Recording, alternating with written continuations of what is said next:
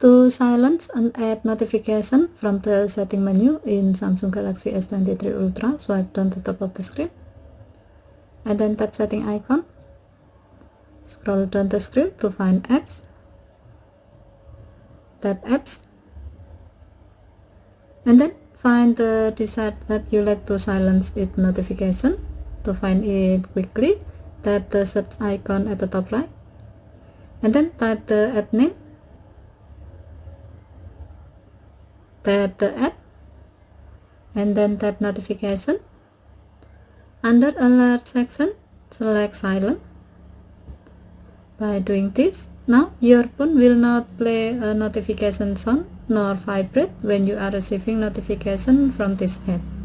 Okay, thank you for watching. Have a nice day.